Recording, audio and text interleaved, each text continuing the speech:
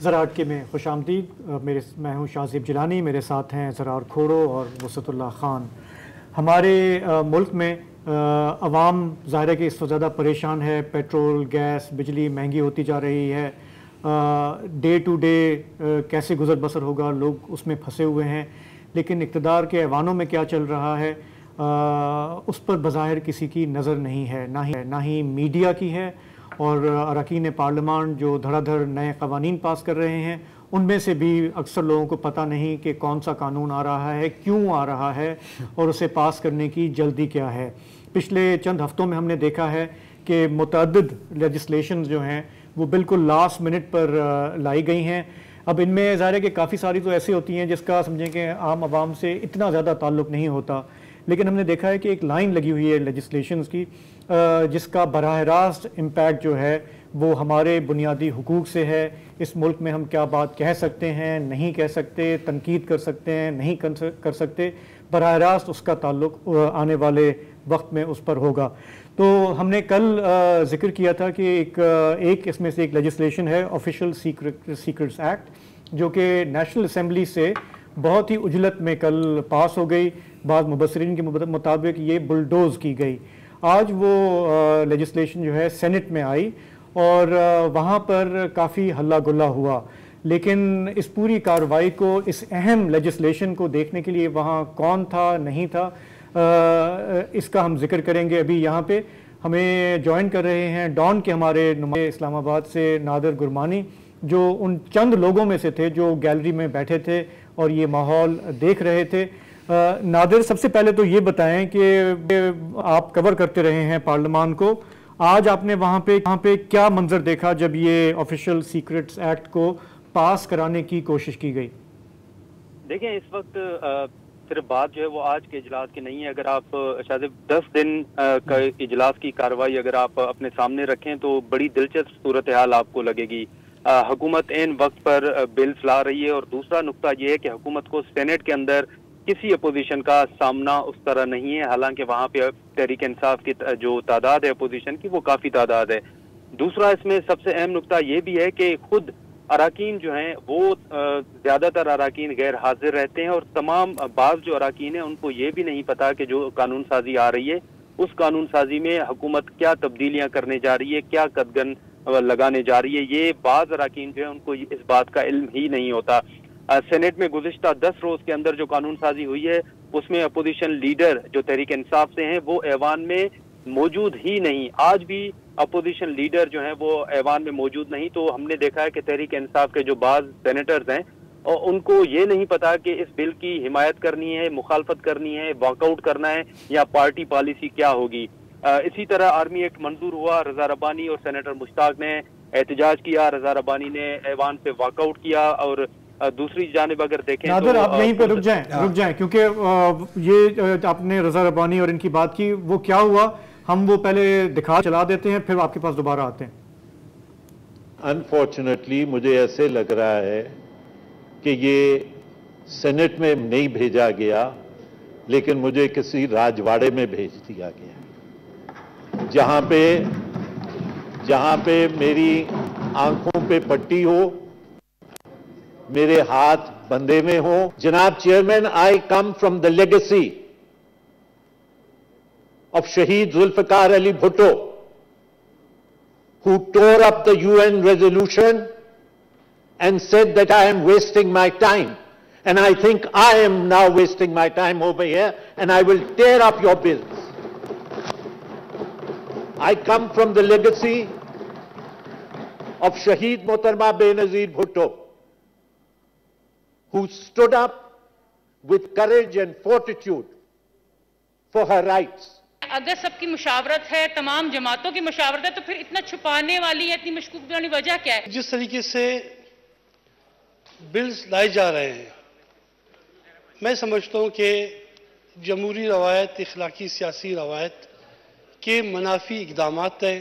کل اچانک supplementary agenda آیا اور اسے فوری طور پہ گورنمنٹ کا جو ایجنڈا تھا اسے نہ تو سرکولیٹ کیا گیا اور نہ ہی اراکین کو معلوم تھا کہ بل کیا ہے. اراکین کی تعداد بھی کم تھی اور اس میں جلد بازی میں اس کو جو ہے فوری طور پہ پاس کر دیا گیا. اگر اس طرح کی قانون سازی کرنی ہے تو سر پھر ہم باہر جائیں گے, بیٹھ کے جو چند حضرات بیٹھے ہوئے ہیں وہ قانون سازی کریں. ہم صوبوں کے نمائندے, ہم صوبوں کے حقوق کے اوپر سودے بازی نہیں کر سکتے. آپ صوبوں کی حق جو ہے نا وہ یہاں پہ لے رہے ہیں, یہ ہم نے واپس بھی جانا ہے کل سے. تو نادر اس میں بات یہ ہے, جس طرح آج یہ شور مچایا کچھ سینیٹرز نے, ہم نے دیکھا کہ یہ جو کوشش تھی کہ اس کو سینٹ سے بھی پاس کرایا جائے اس میں ناکامی ہوئی اور پھر مجبوراً جو ہے سینٹ چیئرمین کو یہ اسٹینڈنگ کمیٹی کو یہ بھیجنا پڑا. ذرا اس کے بارے میں بتائیں کہ یہ منظر کیا تھا, کیونکہ آپ وہاں اکیلے موجود تھے, میں نے آپ کی ایک ویڈیو بھی دیکھی ہے ٹویٹر پہ آپ نے بنائی. دلچسپ بات یہ کہ جو رضا ربانی صاحب کی آپ نے ان کا جو شاٹ چلایا ہے وہ شاٹ آفیشیل سیکریٹ ایکٹ سے متعلق نہیں تھا. رضا ربانی صاحب نے جو احتجاج کیا, جو سب سے زیادہ انہوں نے جذباتی اسپیچ کی ہے, وہ آج وفاقی اردو یونیورسٹی کا بل تھا, اس حوالے سے انہوں نے اسپیچ کی. جب آفیشیل سیکریٹ ایکٹ جب ایوان میں پیش کیا گیا تو اس وقت بھی رضا ربانی صاحب کھڑے ہوئے, سینیٹر افران کھڑے ہوئے, خود جو اتحادی جماعتیں ہیں, اپوزیشن ہے, وہ بھی کھڑی ہوئی, اور اس کے بعد چیئرمین سینیٹ کو یہ بل کمیٹی کو بھیجنا پڑا.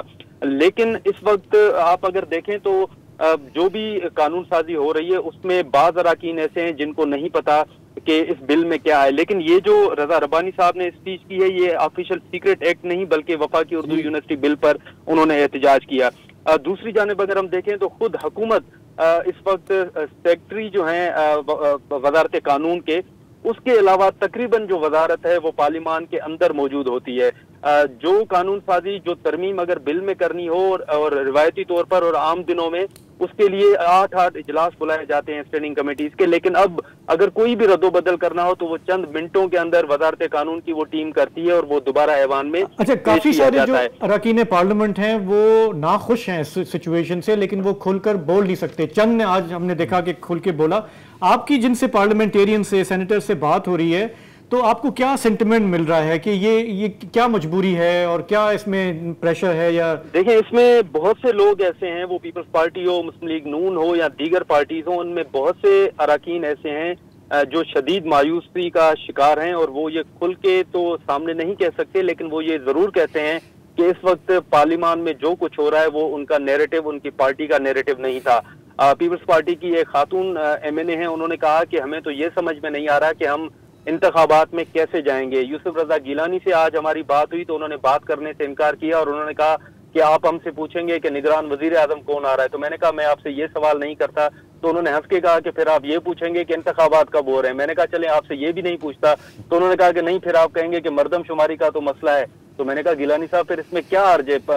مراد علی شاہ صاحب نے تو 4-5 خط لکھے ہیں وزیر اعظم کو, تو اس پہ اگر آپ پارٹی پالیسی کے مطابق بیان دے دیں گے تو اس میں کیا حرج ہے؟ تو انہوں نے کہا کہ نہیں, ہم فی الحال جو ہے وہ دور رہنا چاہتے ہیں. ٹھیک ہے, بہت سے سوالات بہت ہیں لیکن وہ شدید ناراض. ہاں, لیکن جواب جو ہے وہ دینے کے لیے کچھ تیار نہیں ہے. اچھا, میری بھی آج بالکل ایک ایسے ہی سب سے بات ہوئی اور یقیناً وہ بہت اپسیٹ تھے, ٹھیک ہے, کہ یار یہ پتہ نہیں کیا ہو رہا ہے اور ہم اس پہ مشاورت کر رہے ہیں, سو آن اینڈ سو فورتھ. جہاں تک یہ بات ہے نا کہ یار یہ ہماری پارٹی لائن نہیں ہے, بس کیسے نہیں ہے, ٹھیک ہے. اب میں بات کر رہا ہوں یہاں پر آپ کے PDM کے سینئر پارٹنرز کی, پیپلز پارٹی کو لے لیں اور نون لیگ کو لے لیں. بل پیش ہوتے ہیں, ان پر برابر سٹیمپ کرتے ہیں, اکا دکا سینیٹر اپنی انڈیویجول کیپیسٹی میں یا اپنی کنسٹیچوئنسی کو دیکھتے ہوئے یا جو بھی ان کا اپنا جو نظریہ ہے وہ اس کی بنیاد پر مخالفت کرتے ہیں, بے شک پس پردہ کرتے ہیں, کیونکہ کوئی آن ریکارڈ تو ابھی آ کے بات نہیں کرنا چاہ رہا. یہ پارٹی لیڈرشپ کے بغیر کیسے ہو سکتا ہے؟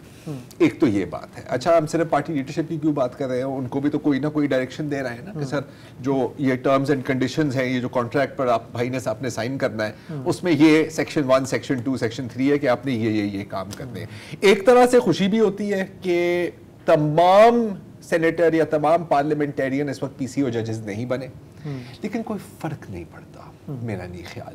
جس طرح ابھی نادر بھائی بول رہا ہے کہ جو اسٹینڈنگ کمیٹی میں آپ نے پھینک دیا, اسٹینڈنگ کمیٹی کو آپ مینیج کر لیں گے, یہ چیزیں آپ کی پاس ہو جائیں گی. اگر یہ نہ کرتے نا ادھر تو آج پاس جتنی وہاں پہ آوازیں لگ رہی تھیں اور جتنے وہاں پہ میجورٹی میں تھے وہ لوگ جو اس کو آفیشیل سیکریٹ ایکٹ کو پاس نہیں ہونے دینا چاہ رہے تھے, یہ فیل ہو جاتا. اس سے بچنے کے لیے انہوں نے کہا جی بدر کمیٹی میں اور جس طرح کمیٹی کا آج کل کاروائیاں چل رہی ہیں وہ میرا خیال ہے کہ نادر صاحب نے ابھی ہمیں بہت اچھی طرح سے بتایا. تو یار ابو قاسم کی کو فکس کرنے کی آڑ میں آپ نے کہا کہ جمہوریت کو بھی اڑا دو. ہاں اب جہاں تک آفیشیل سیکرٹس ایکٹ کی بات ہے تو ایک طرح سے ایک پازیٹیو بات بھی ہے اس کے اندر کہ اب ہر چیز کا قانونی کور ہے. دیکھو پہلے کیا ہوتا تھا کہ کوئی اگر داخل ہو جاتے تھے چاہے وہ کلیم کریں کہ ہم کسی ادارے سے ہیں یا نہیں. وہ میں بتاتا ہوں کہ 1923 کا جو آفیشیل سیکرٹ ایکٹ ہے تو کلونیل لیگیسی نا اس کو اور مضبوط کیا گیا ہے. کلونیل لیگیسی کو اچھا 100 سال ہو گئے اس کو. ہاں 100 سال ہو گئے. 100 اینیورسری پہ کچھ کرنا ہوتا ہے. اب جو ترامیم تجویز کی گئی ہیں جو کہ ابھی لا نہیں بنی ہیں اس میں یہ ہے کہ خاصی ڈیفینیشنز بھی چینج ہوئی ہیں. جیسے ملکی امن و امان تحفظ اور دفاع کے مفاد کے خلاف حساس اداروں مخبروں اور ذرائع کی شناخت ظاہر کرنے پہ 3 سال قید اور 10 لاکھ روپے جرمانہ ہو سکتا ہے. ایک صاحب نے اس کے امپلیکیشن یہ بتایا کہ فرض کریں کہ ان کے گھر پہ اٹیک ہوتا ہے کہ جی کوئی چیز ہے یا کسی بندے کو گرفتار کرنا ہے اور وہ اسے لے جاتے ہیں. جو ریڈنگ پارٹی ہے اگر آپ اس کی شناخت کرتے ہیں کسی کو پہچان لیے یا نام لیا تو آپ پہ 3 سال آپ کے لیے آپ کر سکتے ہیں. یعنی یہ اس طرح بھی ہو سکتا ہے. پھر دشمن کی مطلب اٹھانے والے کی شناخت نہیں کر سکتے آپ کہ کس نے مجھے اٹھایا. ہاں یہ انٹرپریٹیشن یہ ہو سکتی ہے. اچھا ہو از اینیمی, اینیمی کی جو ڈیفینیشن ہے اس کو بھی تھوڑا سا بڑھایا گیا ہے.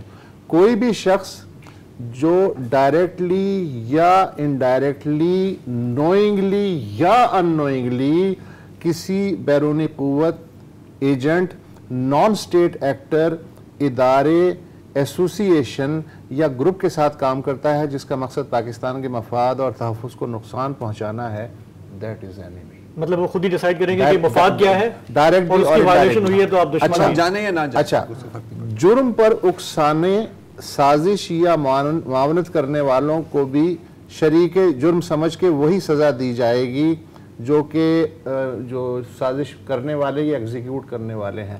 یعنی جو ڈائریکٹ انوالو ہے اس کو بھی اسی ترازو میں رکھا جائے گا جس ترازو میں جو اصل کلپریٹ کو رکھا جائے گا. تو اس لحاظ سے جو ہے اچھا پھر جو جس پہ ہنگامہ ہوا سینٹ میں کہ ادارے کسی جرم یا جرم کے شبے میں تنہا سرچ وارنٹ یا طاقت کے زور پہ کسی شخص یا جگہ کی تلاشی لے سکتے ہیں. سرچ وارنٹ چاہیے نہیں چاہیے. اچھا اس میں اسپیسیفائی کیا گیا ہے اس امینڈمنٹ میں آئی ایس آئی اور آئی بی کو. اچھا ڈاکومنٹ کی ڈیفینیشن بھی بدل دی گئی ہے. کسی بھی قسم کی دستاویز نقشہ ماڈل آرٹیکل نوٹ ہتھیار یا الیکٹرانک آلات جو ہیں وہ بطور عدالتی ثبوت جو ہیں وہ استعمال کیے جا سکتے ہیں. اچھا اس میں جو آبجیکشن آ رہا ہے ارکان اسمبلی یا لائرز کی طرف سے وہ یہ ہے کہ یہ جو بل ہے اس میں ایک طرف پاکستان کے آئین میں یہ کہا گیا کہ کوئی بھی گرفتاری یا تلاشی بغیر سرچ وارنٹ کے نہیں ہو سکتی. یہ آئین میں لکھا ہوا ہے. اب اس بل کا جو مقصد ہے جب وہ امپلیمنٹ ہوگا تو کیا یہ آئین کے ساتھ کلیش کرے گا یا نہیں, اور جو کلازز ہیں آئین میں انسانی حقوق کے بارے میں یا ذاتی آزادی کے بارے میں یا میڈیا کی آزادی کے بارے میں وہ اپنی جگہ موجود ہیں کاغذی ہی صحیح, ان کے ساتھ کیا اس بل کا کلیش ہوگا یا نہیں یہ بھی دیکھنا ہوگا. بڑے بڑے تحفظات ہیں آفیشیل سیکرٹس ایکٹ کے حوالے سے. ایک بریک لیتے ہیں, واپس آئیں گے. ہمارے ساتھ ہوں گے مصطفیٰ نواز کھوکھر صاحب, وہ خود بھی سینیٹر رہے ہیں. ان سے ذرا پوچھتے ہیں کہ یہ کس طرح سے قوانین بنتے کہاں ہیں اور پھر کس طرح کیسے اتنا جلدی سے یہ منظور ہو جاتے ہیں.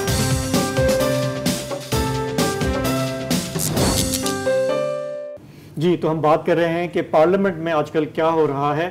ہم میں سے وہ لوگ جو پارلیمنٹری سپریمیسی پہ بات کرتے کرتے ان کے بال سفید ہو گئے آج بڑے حیران ہیں کہ ہمارا پارلیمنٹ جو ہے وہ کیسے بہیو کر رہا ہے, کس طرح سے ربر سٹیمپ اسے بنایا گیا ہے. P C O parliament, P C O parliament. تو وہ بڑا اچھا کسی نے کہا کہ کیا from charter of democracy to barter of democracy, جو میرا خیال ہے کہ آج کے سنہری الفاظ ہیں. اچھا ہمیں یہ بھی خیال کرنا چاہیے کہ توہین پارلیمان نہ ہو جائے، ایسا بھی ایک نیا قانون آیا کہ جی پارلیمنٹ کو بھی کرٹیسائز نہیں کر سکتے. تو میں صرف کسی سے یہ پوچھا تھا کہ بھائی سانس لینے کی اجازت ہے یا اس سے بھی کوئی متاثر ہو جائے گا؟ اب تک ہے. دیکھیں یہ رہا ہے ہمارا ہائبرڈ سے الہائبرڈ تک کا سفر. تو اس پہ ہم سے بہتر کامنٹ کرنے کے لیے، کیونکہ ہم کبھی پارلیمنٹ کا حصہ نہیں رہے، مصطفیٰ نواز کھوکھر صاحب ہمارے ساتھ ہیں. وہ سینٹ میں رہے اور بہت ہی زبردست طریقے سے انہوں نے پرفارم کیا، تو وہ ہمیں اس وقت پروگرام میں جوائن کر رہے ہیں. مصطفیٰ صاحب، سب سے پہلے میں اگر آپ سے یہ جاننا چاہوں کہ یہ جو کامنٹ آیا ہے کہ چارٹر آف ڈیموکریسی سے بارٹر آف ڈیموکریسی تک، اس وقت جو جس طرح سے یہ پارلیمنٹ پرفارم کر رہا ہے اور آخری دن ہے یا ایک آدھ ہفتہ رہ گیا ہے، تو آپ اسے کیسے دیکھ رہے ہیں؟ اتنی پھرتیاں سب کیسے رہیں جی کہ آپ تو یہاں سے ماتم سے بھی آگے چیزیں جا چکی ہیں، افسوس سے بھی چیزیں آگے جا چکی ہیں، تاریخ دن کہنے سے بھی چیزیں آگے جا چکی ہیں. اب تو ہم ایک بغیر امید کے کہ یہ ملک کبھی ٹھیک ہو سکے گا، یہاں پر جو چیزیں بہتری کی طرف جانی چاہیے تھیں 75 سالوں میں کتنے مواقع آئے کہ ہم اپنے آپ کو بہتر کر سکتے تھے، اپنی چیزوں کو ایک ٹھیک سمت میں چلا سکتے تھے. اب تو وہ امید ہی ختم ہوتی جا رہی ہے، اور جن لوگوں کے سر سے جن کے ذمہ ہم نے یہ امید لگا رکھی تھی، پیپلز پارٹی، مسلم لیگ نون، ان دونوں جماعتیں ایک بڑے عمل سے گزری ہیں. ان کی ایک اپنی تاریخ ہے کہ جس سے ہم شاید یہ اخذ کر بیٹھے تھے کہ انہوں نے کچھ سبق سیکھا ہوگا، لیکن آج پھر وہی لفظ استعمال کرنا پڑتا ہے کہ افسوس سے کہنا پڑتا ہے کہ یہ جماعتیں جو ایک تاریخ کے ایک ایسے عمل سے گزری ہیں کہ جس میں انہوں نے they've been at the receiving end، آج یہ اس طرح کی قانون سازیاں کر رہی ہیں جس کا کل کو خود انہیں نتائج بھگتنے پڑیں گے، اور اس میں کوئی شک نہیں ہے کہ انہیں بھگتنے پڑیں گے. اور یہ جو قوانین آج جو بنائے جا رہے ہیں اور جتنی شد و مد سے ان قوانین کے حق میں باتیں کی جا رہی ہیں حکومت کی جانب سے، ان جماعتوں کی جانب سے، الٹیمیٹلی ان کو ایک دن اس کی قیمت چکانی پڑے گی. اور پھر جب ان کے پرانے کلپس چلائے جائیں گے جو اس قانون کی حمایت میں جب انہوں نے جو بیانات دیے، اس وقت پھر ان کے پاس کہنے کے لیے کچھ نہیں ہوگا، شرم سے اپنے چہرے چھپانے کے لیے کوئی جگہ نہیں ہوگی. لیکن ڈھٹائی بھی ہماری سیاست کا ایک ایسا عمل ہے کہ جس میں سیاستدان تو کہتے ہی ہیں کہ بڑی تھک سکن ہوتی ہے ان کی، اور گرگٹ کی طرح رنگ بھی بدل لیتے ہیں. تو پھر رنگ بدل لیں گے اس وقت کہیں گے کہ نہیں ہائے ہائے ہمارے ساتھ زیادتی ہو رہی ہے. تو ہم یہ جو قوانین لائے گئے ہیں اس کے اوپر کچھ سینیٹر صاحبان نے جن کے اندر اب بھی کوئی احساس زندہ ہے، انہوں نے اس کی بھرپور مخالفت تو کی ہے، لیکن مجموعی طور پر حکومت کا اس طرح کے قوانین اپنی آخری چند دنوں کی حکومت مہمان ہے اس وقت لے کر آنا، اور پاکستان کو پریکٹیکلی انہوں نے دھکیل دیا ہے آپ کے ایک سیکیورٹی سٹیٹ کی جو کلاسک ڈیفینیشن ہے کہ اس میں تو اب رول آف انٹیلیجنس ایجنسیز ہوگا پاکستان کے اندر. آج سے ایک روز قبل میرے ایک سابقہ آئی جی صاحب سے ملاقات ہوئی، وہ بیٹھے یہی گلہ کر رہے تھے کہ ہم تو کم سے کم عدالتوں کا ایک خوف تو ہوتا تھا، اب تو ہر چیز ایسی ہمارے معاشرے کے اندر بکھرتی چلی جا رہی ہے کہ بغیر کسی خوف کے جو پہلے ہی جو انوائرمنٹ ہے کہ جس میں عدالتوں کے آرڈرز امپلیمنٹ نہیں کیے جا رہے، ایک شخص کو چھوڑا جاتا ہے اس کو دوسرے دن کسی اور مقدمے میں گرفتار کر لیا جاتا ہے. ہم نے پھر 12 ہولڈ دیٹ تھاٹ، ہمیں انفارچونیٹلی یہاں پہ ایک بریک لینا ہے، کمرشل کے بعد واپس آتے ہیں اور پھر آپ سے ہم گفتگو مزید جاری رکھتے ہیں.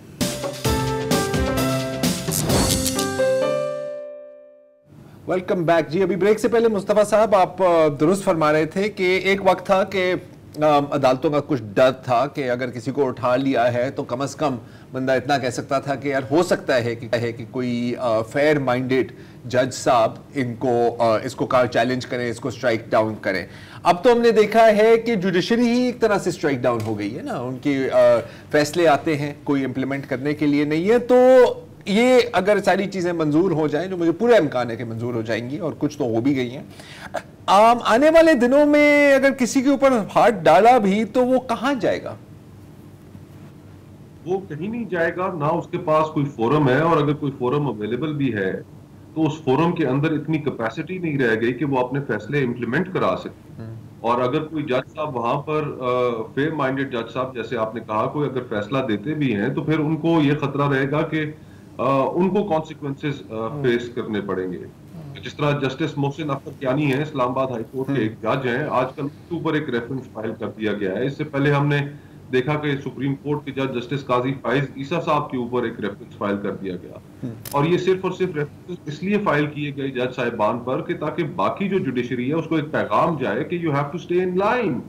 اور ہمارے ہاں جو یہ صورتحال نئی ڈیولپ ہوئی ہے کہ جس کے اندر پولیٹیکل پارٹیز جن کی ایک بڑی لمبی اسٹرگل کی بھی ہسٹری رہی ہے وہ بھی اس طریقے سے مدہ سرائی میں اور اپنی سروسز پیش کرنے میں سبقت لے جانے کی کوشش کر رہی ہیں ایک دوسرے سے, اس میں ہم حیران ہیں, پریشان ہیں کہ ان جماعتوں کو کیا اپنی اس لیگیسی کا بھی خیال نہیں ہے, ان پیریڈ آف اسٹرگل کا بھی خیال نہیں ہے, اور پھر آنے والے وقت میں یہ کس منہ سے بات کریں گے ڈیموکریسی کی, کس منہ سے بات کریں گے ہیومن رائٹس کی, اور کس منہ سے یہ بات کریں گے ایکوٹی کی, فیئر ٹریٹمنٹ کی.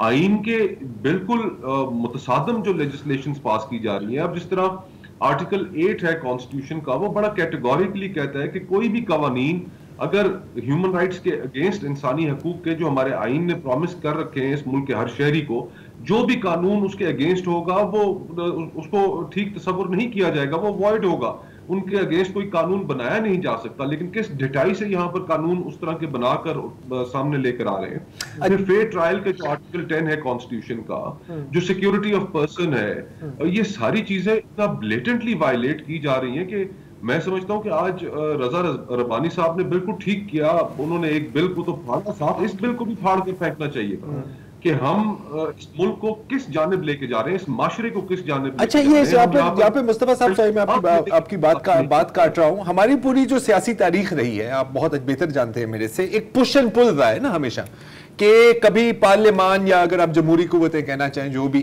وہ کبھی سپیس لیتے ہیں, اکثر وہ سپیس دیتی ہیں. لیکن ابھی جو ہم دیکھ رہے ہیں کہ بالکل ہی بندہ لیٹ جائے.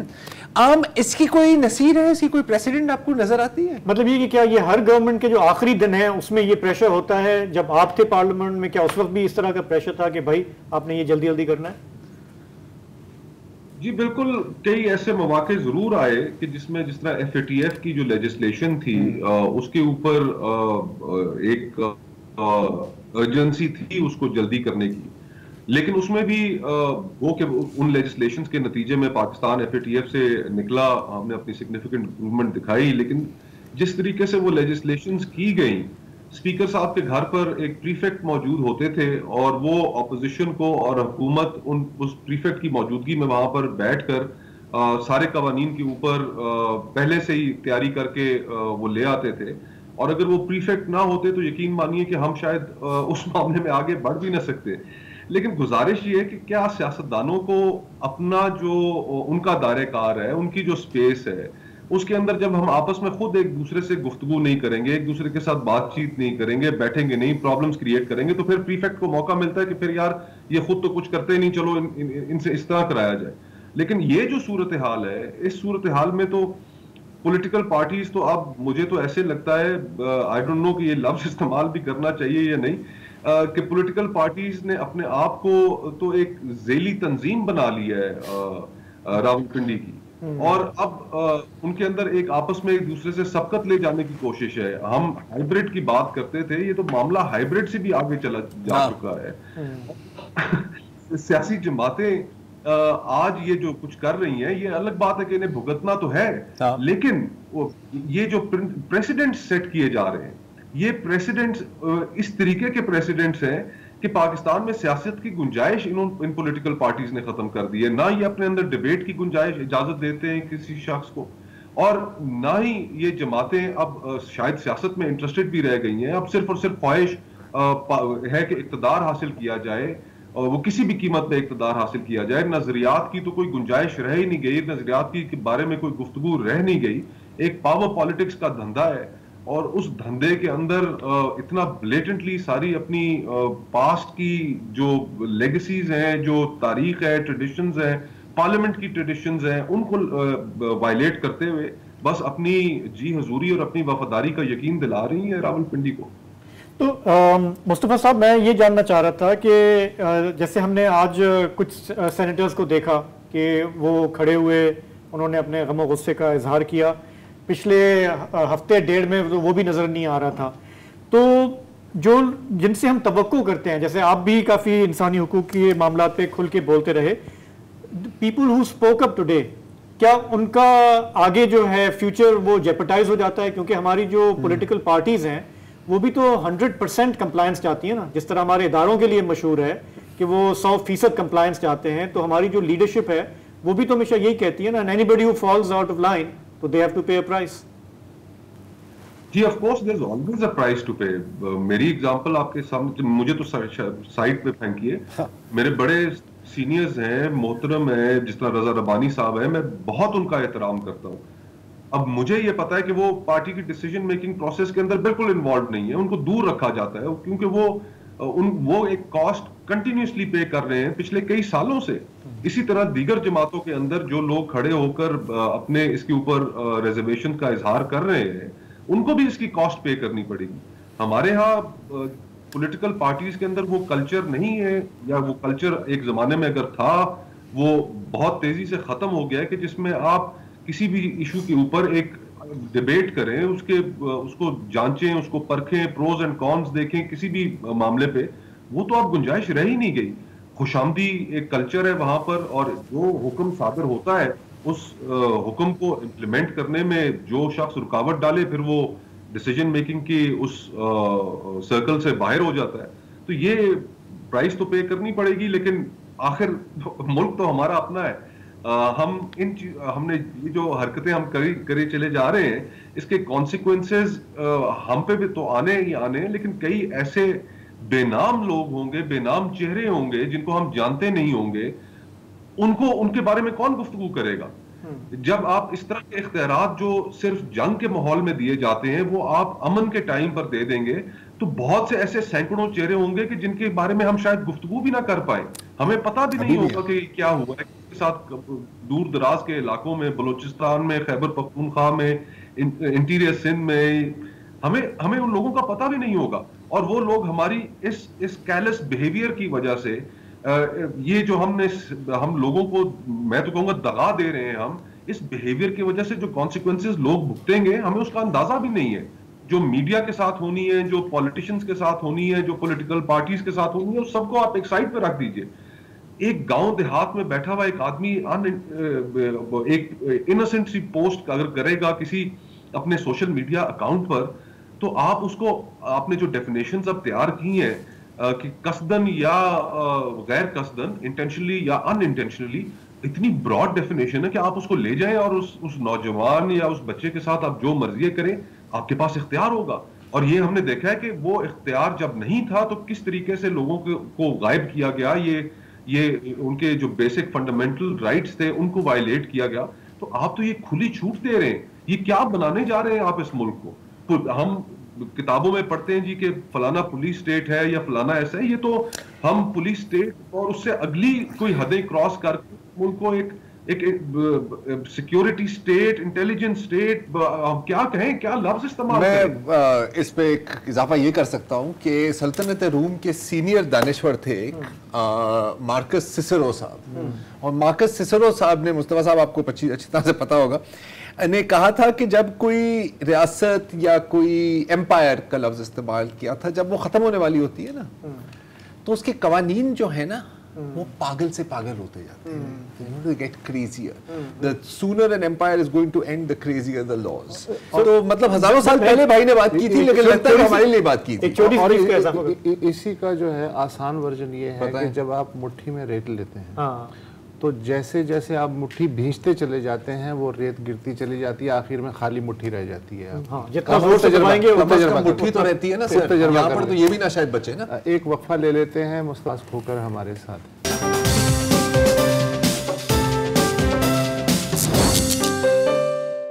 Welcome back. جو موجودہ پارلیمنٹ کی آخری ہفتے میں پھرتیاں ہیں اس حکومت کی, اس پہ گفتگو ہو رہی ہے. مصطفیٰ نواز کھوکر سابق سینیٹر ہمارے ساتھ ہیں. مصطفیٰ نواز صاحب، ایک اور شوق بھی ہے اور یہ ہمارا قومی شوق ہے، یہ سیاستدانوں کو بھی ہے اور یہ اداروں کو بھی ہے اور یہ مجھے بھی ہے، وہ یہ کہ جو بھی اختیارات ہیں جتنے زیادہ ہوں اتنے ہی کم مجھے لگتے ہیں۔ میں اگر اس کی نام لے کے مثالیں دوں تو جیسے بھٹو صاحب تھے، ان کو شوق تھا، انہوں نے DPR کے تحت حکومت کی، پھر نواز شریف جو ہیں انہیں امیر المومنین بننے کا شوق چرایا، 2/3 میجورٹی کی وہ بار بار وہ دیتے تھے، مثال دیتے تھے، لیکن وہ کام نہیں آئے۔ اس کے علاوہ اگر میں ڈکٹیٹرز کی بات کروں تو ایوب خان سے لے کے پرویز مشرف تک سب نے جو ہے خود کو فیصل آباد کا گھنٹہ گھر بنانے کی کوشش کی۔ اچھا، مجھے اس پہ کوئی اعتراض نہیں ہے، مجھے اس لیے کوئی اعتراض نہیں ہے کہ جنوبی کوریا میں بھی یہی ہوا تھا، جنرل پارک چنگ ہی جو ہیں وہ ڈکٹیٹر تھے، لیکن انہوں نے جنوبی کوریا کو جنوبی کوریا بنا دیا۔ تائیوان میں جنرل چیانگ کائی شیک تھے، وہ تھے اور بالکل انہوں نے اپنی گرفت کو مضبوط رکھا، لیکن آج تائیوان ہے۔ سنگاپور میں لی کوان یو جو ہے ان کے خلاف کوئی کسک نہیں سکتا تھا بقول شخص سے، آج سنگاپور کو انہوں نے بنا دیا، بابا سنگاپور کہلاتے ہیں۔ دوسری طرف میں جنرل سیسی کی مثال دیتا ہوں، ایجپشن صدر ہیں، سارے کے سارے اختیارات جو ہیں تقریباً وہی ہیں جو رامسس سیکنڈ یا تھرڈ کے پاس تھے، اس وقت ان کے پاس موجود ہیں، لیکن وہ IMF کے دروازے پہ بیٹھے ہوئے ہیں۔ تھائی لینڈ میں آپ دیکھ لیں کہ انہوں نے ترقی کی، لیکن انہوں نے اس طرح کیا کہ جو سینٹ تھی اس پہ قبضہ کر لیا، رائل اسٹیبلشمنٹ نے، اور اب جو 2/3 میجورٹی لے کے نوجوان پارٹی آئی ہے اس کی راہ میں وہ رکاوٹ بن گئے ہیں۔ تو سوال یہ ہے کہ آپ اتنے سارے اختیارات لینے کے بعد ملکی معیشت کو یا ڈیفنس کو یا بیسک رائٹس کو اگر آپ اوپر لے جانے کی کوشش کرتے ہیں، تب تو میں ڈکٹیٹرشپ زندہ باد کا نعرہ لگانے کا تیار ہوں، لیکن یہاں 76 سال میں آپ کو کیا نظر آیا اختیارات جمع کرنے کے شوق میں ملک کہاں سے کہاں پہنچا؟ جی آپ ٹھیک کہہ رہے ہیں اور آپ نے ٹھیک حوالے دیے، لیکن ہماری اپنی تاریخ میں ایسے مواقع بھی تو آئے کہ جب ہمارے یہاں ڈکٹیٹرز حکومت کر رہے تھے، ایوب خان ہوں، جنرل ضیاء الحق ہوں یا پرویز مشرف ہوں، جن کے پاس اختیارات کی کوئی کمی نہیں تھی، لیکن وہ بھی ملک کو کسی سمت میں نہیں ڈال سکے، ان اختیارات کو اس طریقے سے